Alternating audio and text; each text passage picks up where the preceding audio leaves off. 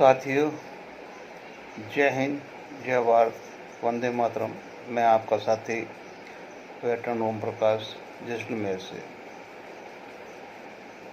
आज के मंथन में हमारा विषय है कि जो हमारा आंदोलन, लड़ाई, धरना, प्रदर्शन, जो कुछ भी सरकार के साथ हमारी विसंगतियों या हमारे हकों के बारे में जो चल रहा था, मुझे नहीं लगता कि वो कहीं अभी ग्राउंड में कहीं दिखाई दे रहा है।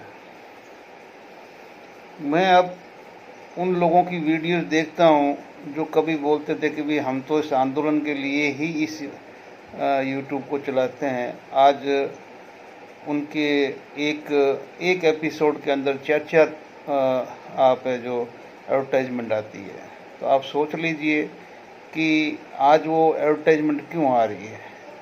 और सबको पता है कि एडवर्टाइजमेंट का यूट्यूब पैसा देती है। आपके वॉच टाइम का भी पैसा मिलता है, कई चीज़ का मिलता है, ठीक है ना।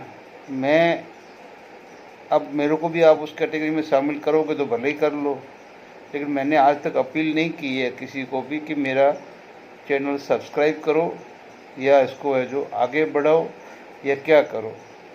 मैंने हमेशा मंथन के तौर पे किसी भी बात को लेके आपसे बात की है।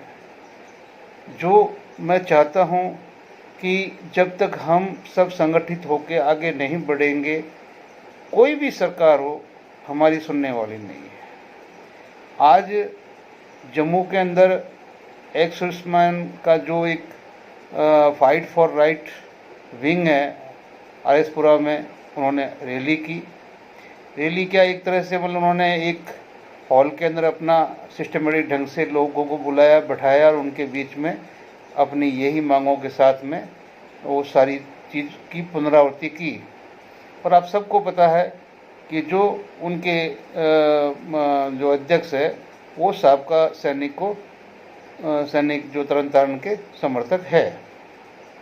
तो मेरा कहने का मतलब ये है कि ये जो हमारे बाकी भी जो होनहार जो उठे थे हमारे हक और हकूक़ के लिए, वो अभी खामोशी की कौन सी दुनिया में चले गए हैं। उनकी क्या मजबूरी है कि वो अपने इस आवाज़ को इस टाइम में नहीं बोल सकते, या उसका मंथन नहीं कर सकते, या उसका विचार विमर्श नहीं कर सकते, या अभी हम ऐसा कुछ नई खोज नहीं कर सकते। जैसे कि आज भले ही किसी के वीडियो में सुनाओ कि भाई प्रधानमंत्री को नहीं, सॉरी, अपना राष्ट्रपति APJ अब्दुल कलाम ने किसी विषय पे हमारे ही अपने कुछ पे की विसंगतियों के बीच में संज्ञान लेते हुए हमारा सर्कुलर 501 निकाला था।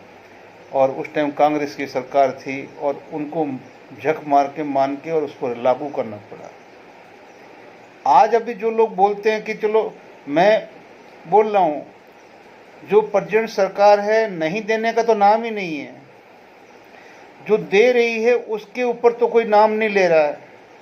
अब 5-7 आदमी जो वाकई मिसलीड कर रहे हैं, लेकिन जिनको मिला है वो मिसलीड क्यों हो रहे हैं यार। जब आपके अकाउंट के अंदर 2 पैसे आए हैं, और आप अपना इतिहास देखो ना, ORP1 अपना जो हमारा पे कमीशन है 1, 2, 3, 4, 5, 6, 7, तो 7 तक 10 साल के बाद में जो आपकी फिक्सेशन होती थी एक रिटायरमेंट आदमी की, उस फिक्सेशन के बाद में आपका 10 साल के बाद में रिव्यू होता था। तो जब ये गवर्नमेंट आई है तो मैं इसका मैं क्रेडिट देता हूँ इस गवर्नमेंट को कि इसने आपको ORP दिया है। भले ही राइट वे में नहीं दिया है, मानता हूँ इस चीज़ को, एनोमलीज है वो ठीक हो सकती है, बट एकदम क्रिटिसाइज हम कर रहे हैं, मैं भी कर रहा हूँ, लेकिन कभी कभी सोचता हूँ कि नहीं, मैं भी गलत हूँ। क्योंकि जब मैं अभी देख रहा था कि जब 568 का सर्कुलर का जब पूरा जब मटेरियल पड़ा, जो कि 2006 से पहले के सैनिकों का था, तो साहब जब उनका पीछे का बैकग्राउंड डाटा जब यूट्यूब के ऊपर और जो अपने गूगल पे सर्च किया, तो एक मतलब नायक से लेके और सूबेदार मेजर ऑनरी कैप्टन तक 3-3 लाख रुपए का एरियर आया था। 2006 से पहले वालों का, और ये 2016 की बात है। इसके लिए कोई ओआरओपी की तरह किसी ने हंगामा नहीं किया था, ठीक है ना। ये कोई मिसकैलकुलेशन जैसी कांग्रेस की थी, इस गवर्नमेंट के संपर्क में आई, गवर्नमेंट ने आदेश दिया, नया सर्कुलर निकला, लोगों को पैसे मिले। इसके लिए कौन आदमी अपना क्लेम करेगा मेरी वजह से आया, वो कर रहा है तो गलत कर रहा है। जो मिसकैलकुलेशन आई थी सामने, उसके ऊपर ये सर्कुलर निकला, और ऐसे कई उदाहरण हैं।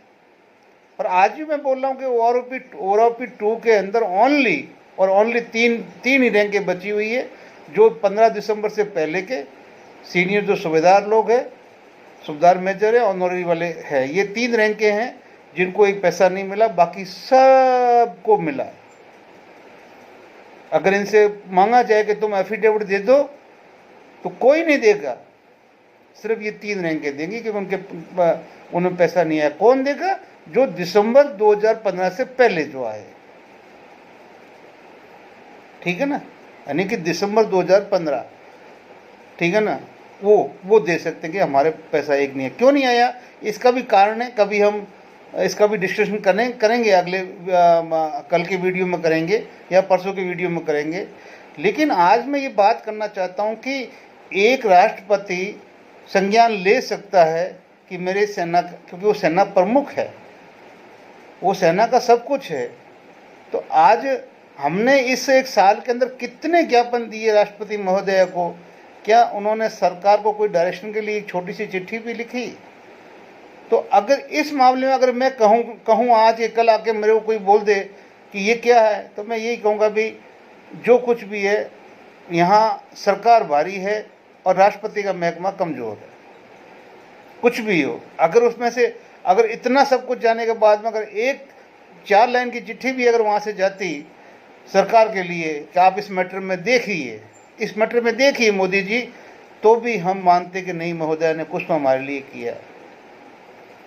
अब जो मैं बोल रहा हूँ, जो ये 568 का, तो इसमें सरकार ने स्वतः संज्ञान में आया हुआ है, ठीक है ना, कार्य पद्धति के दौरान में आया हुआ है, उसके लिए कोई अलग आंदोलन नहीं हुआ है। और लोगों को 80,000 से लेके 1 लाख से लेके 3 लाख तक का एरियर मिला था। और लोगों से जब मैंने इस चीज़ का पुष्टि किया तो मुझे खुशी हुई कि नहीं, ऐसी बात तो नहीं यार। कि अब यहाँ पर एक बात वो आती है ना कि एक ऐसा नैरेटिव गढ़ दिया गया है, कि बस हाय तौबा हम बर्बाद हो गए, हम लुट गए, हमें कुछ मिला नहीं। मैं एक चीज़ पे एग्री करता हूँ कि एमएसपी के ऊपर अन्याय हो रहा है कि यार एक जो जेसीयू है वो भी क्लास 2 गजेटेड अफसर है, जवान है, वो भी फ्रंट के अंदर लड़ता है। तो ये जो कुछ भी है, जो एमएसपी है, तो ये मतलब कुछ कम से कम इसका कुछ समानांतर होना चाहिए। और विशेष तौर से जिनको वेपन ऑथराइज नहीं है, जिनको वर्दी ऑथराइज नहीं है, जिनको वेपन की ट्रेनिंग ऑथराइज नहीं है, उनको एमएसपी किस चीज़ की है वो समझ से बाहर है। और अब जब मैंने देखा कि एयरफोर्स और नेवी के जो सिविलियंस जिनको हम नॉन कम्बिनेंट बोलते हैं, उनको भी एमएसपी मिलती है। आप सर्च कर सकते हो। तो जब उनको एमएसपी मिल रही है तो हमारे साथ तो बहुत ज़्यादा मतलब अन्याय हुआ।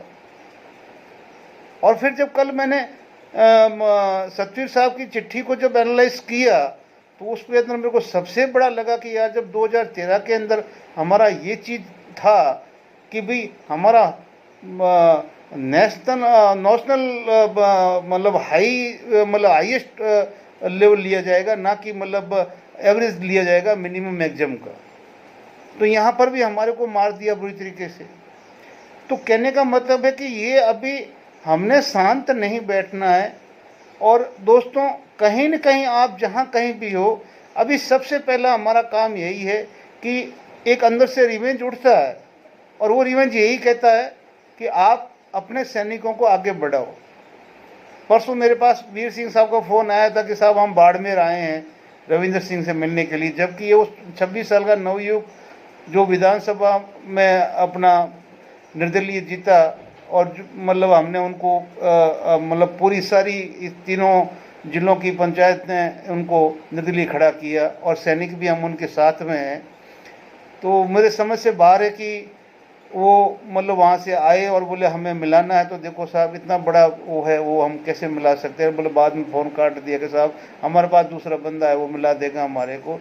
मेरे को समझ में नहीं आ रही कि साहब आप जहाँ पर हो, जिस जगह हो, वहाँ पे आप मेहनत करो बस, ठीक है ना। अब आप एक तरह से अभी से अगर आप मोदी जी वाला रोल करोगे, ठीक है ना, कि मैं अपने कैंडिडेट के प्रचार में जा रहा हूँ, अभी उतने पॉपुलर आप नहीं हुए हैं। जब हो जाएंगे तो फिर आपको ऑटोमेटिक हम बोलेंगे साहब इधर आइए, इधर आइए, इधर आइए, ठीक है ना। वरना मैं खड़ा हूँगा तो कम से कम मेरे कुछ वहाँ पे होने चाहिए कि हाँ मेरा उस इलाके में कुछ मेरा रेपुटेशन है, लोग मुझे चाहते हैं, लोग मुझे देंगे। जय जवान जय किसान पार्टी अभी 2 महीने पहले खड़ी कर देने से वो पूरे देश के अंदर पॉपुलर नहीं हो गई है। मैंने आपसे यही कहा था कि साहब आप इतनी मेहनत कीजिए, इतनी मेहनत कीजिए कि चाहे हमारा एक सांसद भी चला जाए इस लोकसभा चुनाव के अंदर, तो गीता के अनुसार हमने अपना बीजारोपण कर दिया। और बीज कभी नाश नहीं होता, चाहे उल्टा करे चाहे सीधा करे। अगर हमारा बंदा कैसा भी एक बार एक संसद में पहुंच गया, हमारी आवाज़ को उठाएगा। इस मिशन में काम कीजिए साहब प्लीज़, ना कि ये जो आप एक नैरेटिव गढ़ रहे हैं वो अच्छा नहीं है। आगे आपकी मर्जी, मैं आपको कुछ नहीं बोलूँगा, ठीक है ना।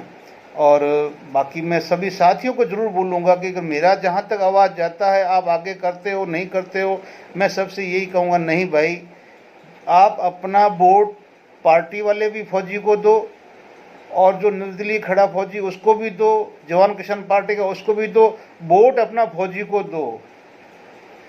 क्योंकि आपको अगर अपना हक लेना है तो अभी आपके पास में एक मौका है कि कम से कम सरकार के नाराज़गी दिखाने का भी, ठीक है ना। बाकी आपकी मर्जी है। जय हिंद, जय भारत। मिलते हैं अगले वीडियो में।